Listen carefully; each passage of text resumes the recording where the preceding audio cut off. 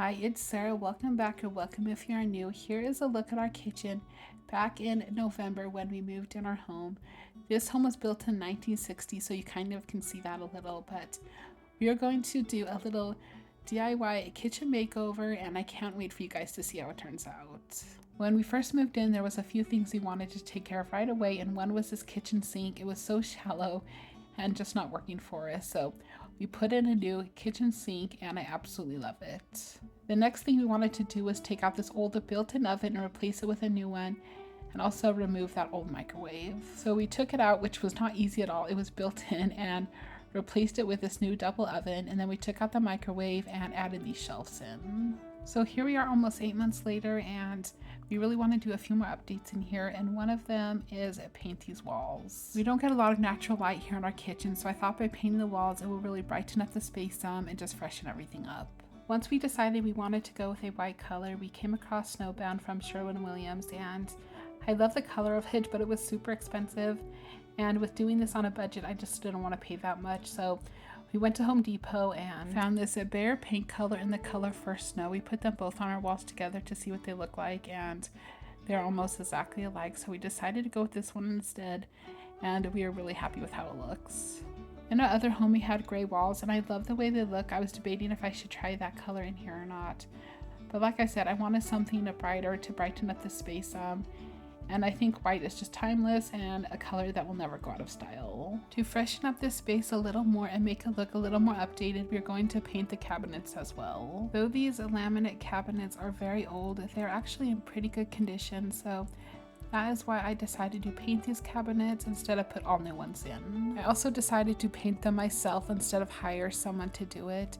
It is a few $1,000s to have them painted, and I was able to do this for much cheaper. I knew we are going to keep the tile. It is a little older, but to retile this whole kitchen would require probably ripping out the whole kitchen because this tile is not going to go anywhere. So we decided instead just to leave the tile as it is. I've seen some people paint their kitchen tile, but I'm just not sure how well that is going to hold up with our family and having kids and everything. That makes me a little nervous. So for now, we are just going to keep the tile as it is, and in the end, with everything painted, I actually really love how it looks. I'm just painting these upper walls. My husband's going to come in and paint the rest for me and touch up everything, and also paint the ceiling. These ceilings are 12 feet, so they're very tall, and I just really don't feel like getting up on a ladder, so you'll see him doing that here in a little bit. Here above our oven, I took down these two shelves, and I'm just going to paint the wall, and we made these two shelves that we were going to replace them with.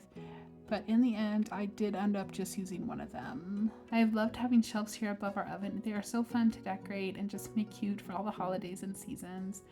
But after going back and forth a few times, I decided to just put one shelf here instead because it just gives me more room to put taller items on it. There are a few times that I want to decorate with taller things and I just can't because I don't have the space for it, but now I do. So in the end, I'm really happy with how it turned out.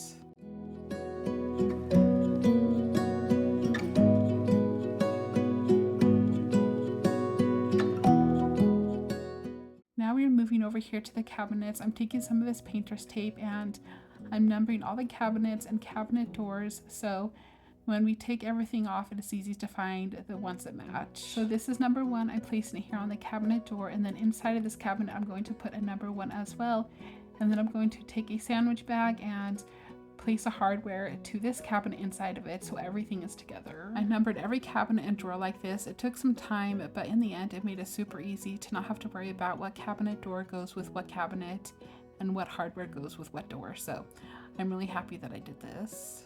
We do keep the same black cabinet pulls. We actually just bought them a few months ago and put them here on the cabinet, so we're going to keep them. We bought them on Amazon, so here I am just labeling the bag, so I put the cabinet pull inside of it, and then I do end up putting the hinges inside as well, even though in the end we decide to get new ones. If you are new here, we have 8 children and they are all home for school for summer, so I had a lot of little helpers who wanted to help me number all these cabinets, so I was thankful for that. I don't show my kids often in the video, so I kind of skip around some parts because they were helping a lot, so that is why you will see that happening. The plan was to take off all the cabinet doors and take them outside to sand them, but we live in Arizona and it is super hot already. In the mornings it was almost 100 degrees already, so that was just not going to happen. So I decided to leave on some of the cabinet doors and just sand them as they are. I do end up having to remove all the doors anyway, just so I can paint all the in-between parts of the cabinet. So you'll see that, but I'm just going to start here sanding and then we will move on to painting. I sanded everything twice, once with a 100 grit sanding block to remove the glossy surface, then again with a 220 grit to create a nice smooth surface for painting. I'm not doing anything fancy here. These sanding blocks I just picked up at Walmart for pretty cheap. They get the job done and I think everything turned out really nice. So you don't have to go out and spend a ton of money to do this. After sanding everything down twice, it did take a while, but we got it done. I took a nice clean cloth and wiped everything down, and then I started painting. I went back and forth a few times trying to figure out what color I wanted to paint the cabinets. I knew I wanted a color that complements the countertops, not matches the countertops, to make everything look cohesive and more visually appealing. So with having lighter countertops, I wanted slightly darker cabinets to break up the space and add dimension. After trying out a lot of different paint colors, I ended up going with Behr Grizzly. That is a natural brown and has a strong warmth to it. I think it complements the countertops well and it makes everything look balanced. We decided to go with a satin finish because it has more durability, is easier to clean, and has a subtle sheen that doesn't highlight the imperfections as much as higher gloss finishes does. We did not prime the cabinets before. This paint is a paint and primer together, so we didn't prime them just by themselves, so hopefully I don't regret that. Our other homie painted our cabinets and didn't prime them and they ended up being fine, so we will see how that works out. But now we are just going to start painting these cabinets. With these doors being flat, it did make it super easy to paint them. I painted some on the hinges and then I took the bottom ones off and painted them over on our table. So I did end up doing, I think, 2 or 3 coats on all the cabinets and drawers and everything, just to make sure everything is nice and covered and will last. The paint went on very smooth, as you can see, and I think the end results turned out very nice. And I think a lot of that has to do with all the sanding that I did beforehand. So if you're going to paint your cabinets, definitely sand before you paint.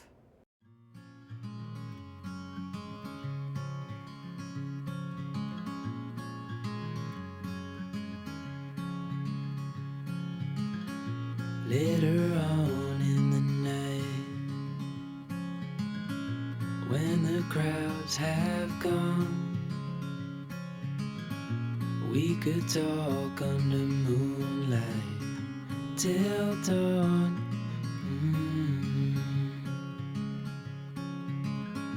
We could stay to watch the sunrise, cancel all our plans. We don't need a reason why we just can't.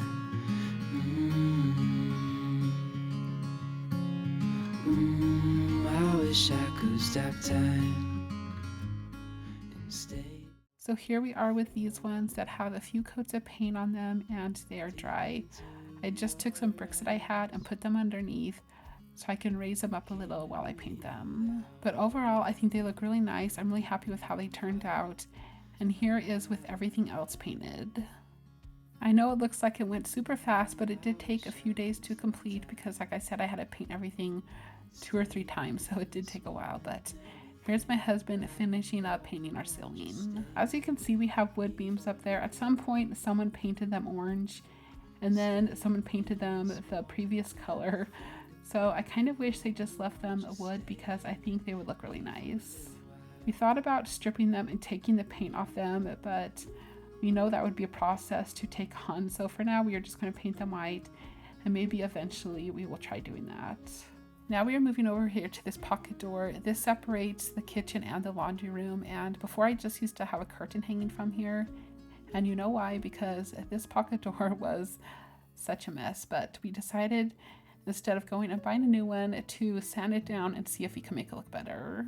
I was determined to make this work because I really didn't want to buy a new one. So after good sanding, some wood filler, and a few coats of paint on the door and frame, it turned out way better than I expected. As for the pocket door pole that was gold, instead of buying a new one, I decided to take some matte black spray paint that I had and just spray paint it. And I think it turned out great and looks new and updated, and I didn't have to spend any money.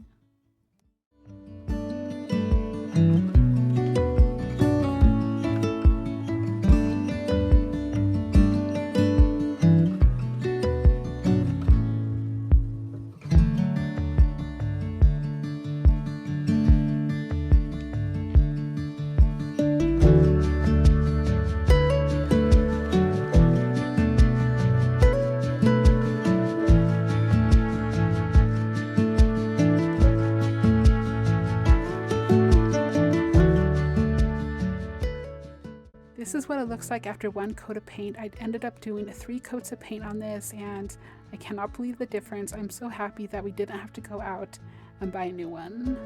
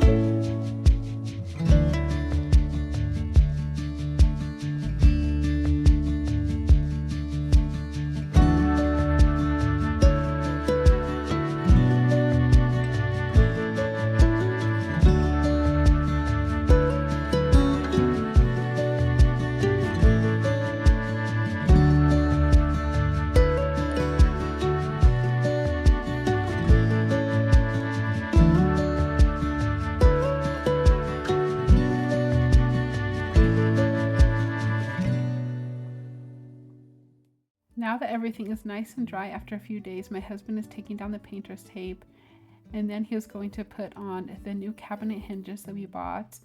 They were gold before, and we bought some black ones to go with everything else. And he's also going to put back on the cabinet poles.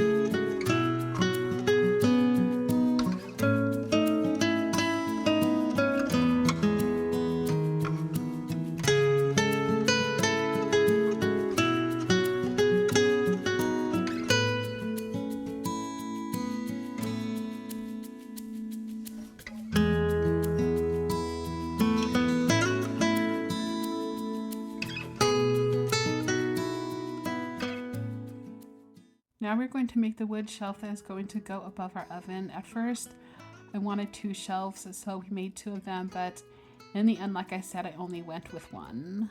The shelves we had before were from Amazon, and they were 7 inches wide. I wanted to go with something a little wider to fill up the space more, and so I can put some wider items on it. So we went with 10 inches. Now my husband is just going to sand everything down, and then I'm going to, well, I was planning on staining these, but I ended up just painting them because, I don't know, I just didn't love the way it looked, so I ended up painting them the same color as the cabinets. Here are the shelves after they've been sanded. I think they look so nice already. I'm going to take some of this weathered oak stain that I have and stain them. I kept this part in so you can see me stain it and what it looked like after it was done. And I did like it, but after it dried, I put it up by the cabinet, and I just did not love it. Sometimes it happens when you're doing stuff like this. You have an idea in your head of how you want it to look, and then you do it and you're like, no, it's not gonna work. So that is how this turned out.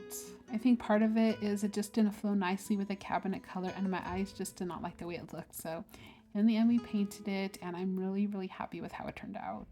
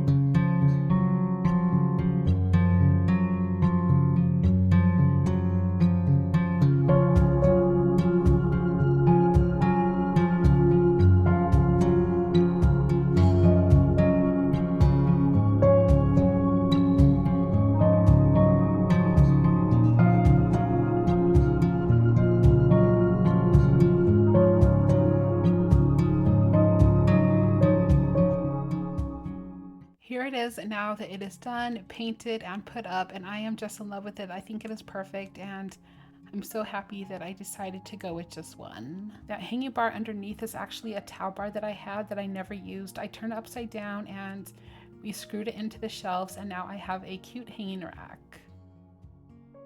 I wanted to put something on this wall next to our fridge and I came across this beautiful 3-hook wall shelf from a website called Birch Lane, and I picked it up when it was on sale a few months ago and I've been saving to put it up, and oh my goodness, I am in love with it. I think it is so pretty and I just love the scallop details there at the top. I just think it fits the space perfectly and I just love it. Also on the other side of my fridge, I have my black arched cabinet, so I think this balances everything out now and I think it looks really nice. The last thing we added here in our kitchen are these vintage battery operated wall sconces that I found on Amazon. We don't have any light over here by the sink, so I decided to put these up here, and even though we're obviously not going to be using them all the time, they are more for looks. I love the vintage vibe that they give and I think they look really pretty. At first I was not sure about them, but after living with them for a few days, they really grew on me and now I really like them. Now that I am done, it is time to decorate the space for the rest of summer in this new, updated, beautiful kitchen.